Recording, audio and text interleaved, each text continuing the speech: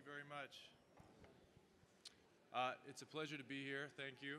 I'm with my colleague, Jeff Raymond from the French Basketball Players Union. As you can tell from his height, Jeff played basketball. I was a ski jumper.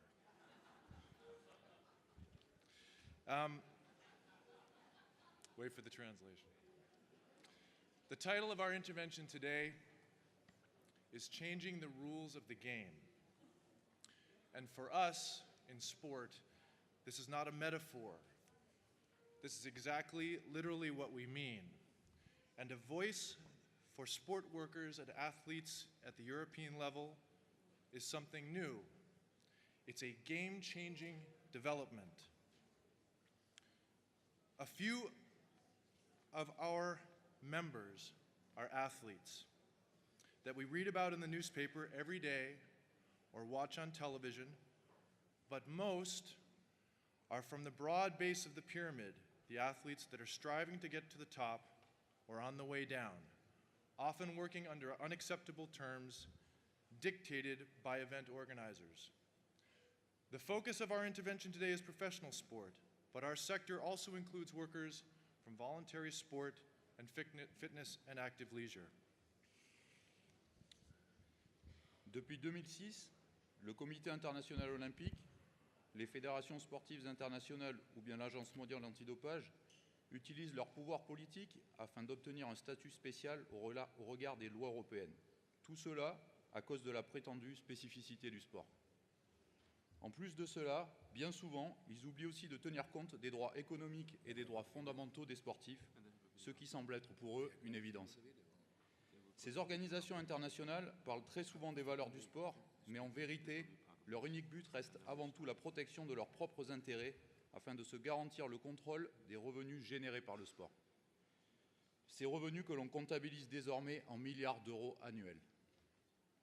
Nous souhaitons vous montrer avec cette vidéo réalisée lors de notre dernière conférence Unisport Pro à Madrid qu'il existe aujourd'hui des raisons qui nous poussent à croire qu'une meilleure représentation des sportifs au sein des institutions est tout à fait possible en Europe.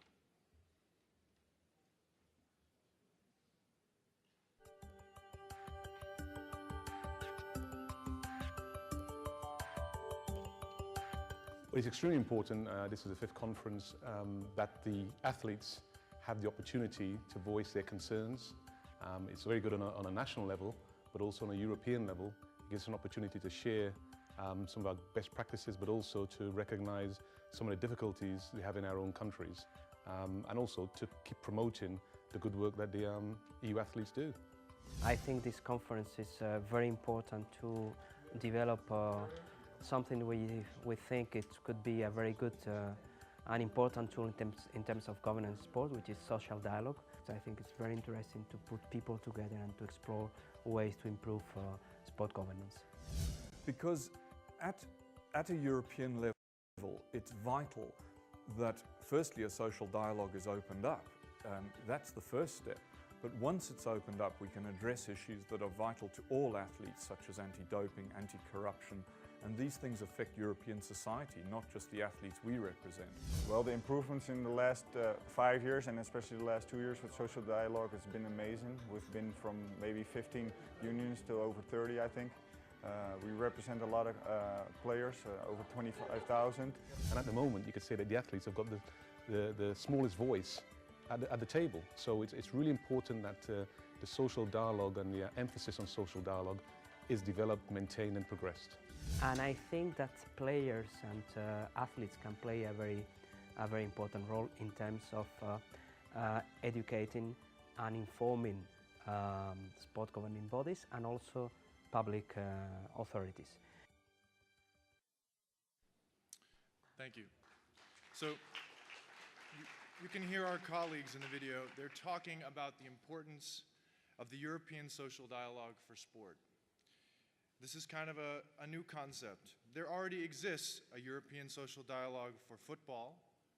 We expect to hear some exciting developments regarding minimum contract standards in the spring this year from that committee. The broader committee in the sports sector should start a 2-year test phase the next year.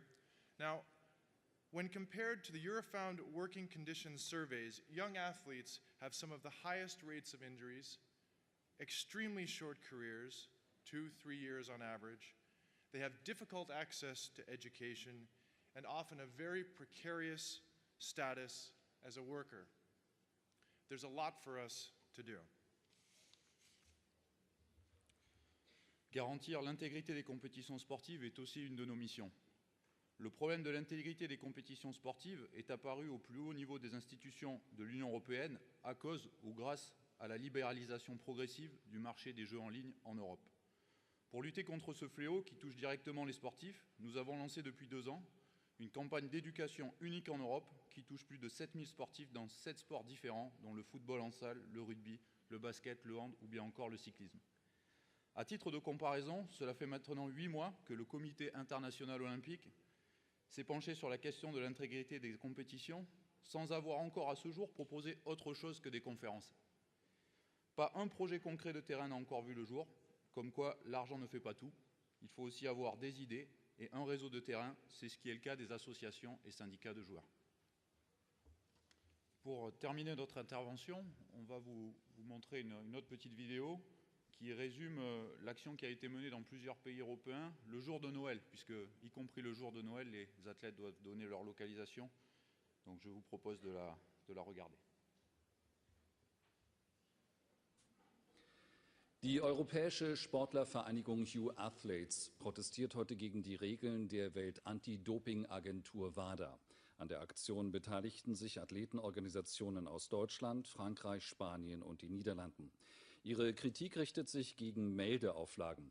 Ein Großteil der Sportler muss den nationalen Anti-Doping-Organisationen für jeden Tag für je 1 Stunde ihren Aufenthaltsort für mögliche Kontrollen bekannt geben.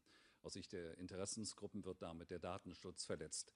Der Deutsche Olympische Sportbund und die Anti-Doping-Agentur NADA wiesen die Bedenken zurück. Weihnachtsprotest nennen es mehrere hundert europäische Sportler, darunter Handball-Nationaltorhüter Johannes Bitter aus Hamburg. Die Sportler gaben für heute falsche Angaben zu ihrem Aufenthaltsort ins Meldesystem ein. Auch wenn die in Deutschland protestierenden Mannschaftssportler der Vereinigungen von Handball- und Basketballprofis weniger starke Auflagen erfüllen müssen, sehen sie die Maßnahme als europäische Solidaritätsaktion. Es wird da der Datenschutz verletzt und wir wollen unsere Persönlichkeitsrechte gewahrt wissen, sodass wir einfach auch mal zur Oma fahren können, ohne dass es die ganze Welt weiß. Die Vereinigungen wollen auch erreichen, dass Regelungen zum verbesserten Schutz der Intimsphäre bei Kontrollen getroffen werden. Die Hose bitte bis zum Knien. Ne? Der Deutsche Olympische Sportbund kritisiert den Protest als PR-Aktion, da die meisten Spitzensportler das Reglement gar nicht in Frage stellten. Ein System mit Dopingkontrollen ist alternativlos, wenn man fairen Sport möchte. Und ich hoffe, dass eben diese Sportler dieser Vereinigung auch fairen Sport möchten. Und der ist nur mit einem funktionierenden Kontrollsystem möglich. Die nationale Anti-Doping-Agentur sieht bei den protestierenden Hand- und Basketballern keinen Verstoß gegen die 1-Stunden-Meldepflicht, weil sie nur für Spitzenathleten aus Einzelsportarten gilt. Aber ob durch möglicherweise falsche Angaben zum Aufenthaltsort letztlich noch ein Verstoß gegen den Anti-Doping-Code vorliegt, das muss von der NADA natürlich genauestens überprüft werden. Die Vereinigungen der Hand- und Basketballer erklärten Dialogbereitschaft. Für den Fall des Scheiterns von Gesprächen wollen sie aber vor Gericht. So, thank you very much for the opportunity to address you today, and I look forward to meeting many of you later this evening. Thank you very much. Thank you. Merci.